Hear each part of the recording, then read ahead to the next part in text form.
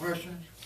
Well, If can we, if you want are we to, gonna resolve this and put this in the document, or are we gonna, are you going to change the policies? the policy? Yeah, we're talking about a particular financing. Are you talking about the policies? Let me, if you want to, let me address that piece of it, okay? And the issue seems to be, how do we know that if we say that, first of all, if we say that $2.5 million because it's been represented that the project that we're funding is going to cost, or will cost $12.5 million, okay? Let's try to go back to the beginning on this. The $12.5 million estimated that's going to be spent is part of the economic impact plan that we've looked at and said, yep, this project, it looks like this project is in fact going to cost at least $12.5 million. Not talking about the public improvements. We're talking about the project, okay? So we've looked at it, and when we approved the economic impact plan, it looked like that's what it was going to cost for the development, at least. The cities looked at it when they approved the economic impact plan, as well as the county, and everybody says, yep, the reasonably expected cost of this project is going to be $12.5 million. Now, what happens then?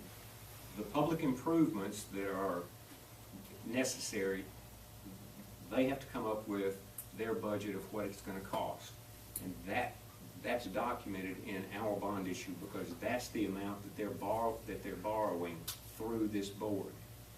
They're not borrowing a penny through this board for the development costs, other than the public infrastructure.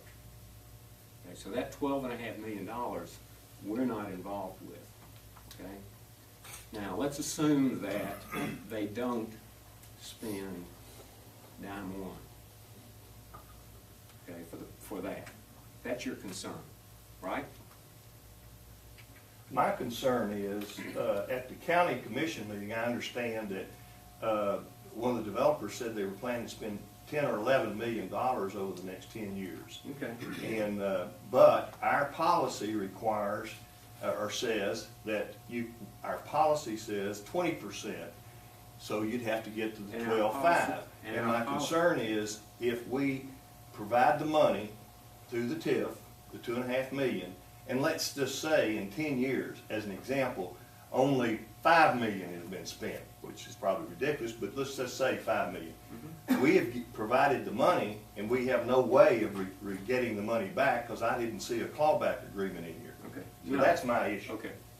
Two different things. Right. The $10 million is for building and developing that retail center.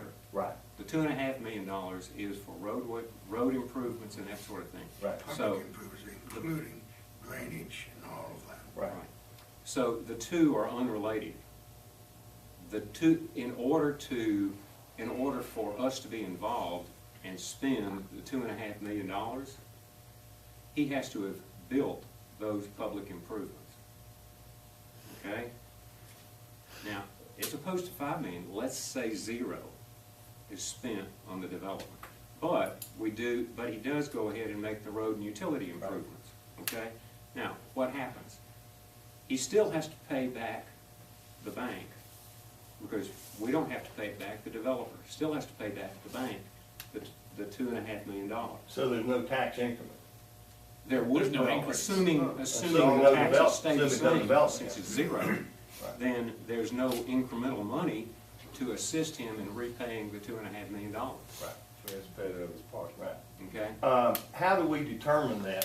For instance, do we use city building permits or something to We determine don't. that? It's not built in there. We have no way to follow that up. And we shouldn't. That's going to be a decision for y'all. Okay, how are you going to claw that back? He's already spent the money for the public improvements. Right. He's already spent the $2.5 million. Right. He hasn't spent any of this other. Right. Now, what are we going to claw back? I mean, as a practical matter, how are we going to get that money back? We're gonna take down the street lights and fill in the ditches. dig up What sidewalks. do we do under a pilot agreement? The pilot agreement is totally, it's a totally different concept. Under a pilot agreement, the company agrees we are either going to spend X number of dollars for new equipment, which will go on the tax rolls, or we are going to employ X number of people. And as a part of that commitment, we have been authorized to agree that they will get, once they reach that threshold, they will get an abatement of their property taxes for so many years, or a partial abatement of their property taxes. Now, so that means that for the next 5 years, they'll have a certain reduction in their property taxes, okay? Their personal property taxes usually. Now, so the clawback provision is, we agree with them to do that, and instead of their spending $10 million on equipment, they only spend 8 or 9, okay? Then because they have not complied with their agreement, then they don't get that abatement. So that's the clawback, and that's how it can be enforced, because there is future performance on our part that can be done. So there's a vehicle or a way that we can have a clawback. In clawback, in the TIF situation, I get, because I've tried, obviously, I've had a little experience with this lately and given it some thought.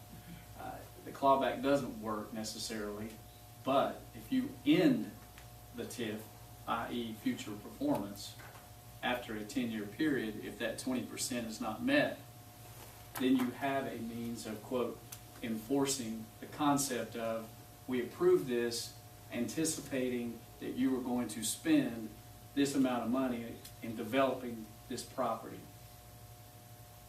I offer that as a way to, quote, satisfy that piece of our guidelines. Well, and when you think that in most instances, the lender, not the board, the lender would want to have a couple of birds in hand before they make some commitments, because I'm suspecting you just don't do a TIF betting on what may be happening, Yeah. build it to dream of fields concept, or at least I don't think I would. According to the documents, I think, and Terry can answer it, but I think there were like 3 or 4 commitments, Food City, TCYB, 2 others, I think. Dollar Dollar Tree. General. Yeah. Dollar Tree. Yeah, Dollar Tree, yeah. So that's about an estimate of $1 million, what, investment? $1 million? It's more than that, I think. Is it? Food City's 9. The Food City building's $6.5 million. It is, okay. So there you say. Okay, so you Bill. beat that. Now, Whoa, does whoa, our, whoa, time out here. We've done an economic impact study that Right. set forth yeah. the dollar I amount. used to abstain. I mean, I thought we were here to approve documents, not rehash the economic impact study. The other question that I have is in regard to what James said, 10 years, is that in the documents or is it 20 years? 20 years is the term of the TIF. Right. So is there anything in our documents, the development agreements or any of these agreements, that says that X amount of money needs to be spent or the project needs to No. be underway in 10 years? No, because as I say, that's a guideline, it's not a requirement, it's not a statutory requirement. So, like on that page 3, we do have a date in here saying that the improvements will be completed by, Again, you're talking about Are the we talking about the improvements public that improvements? the Public improvements improvements, that we finance. okay. And the $12 million is not something that we finance.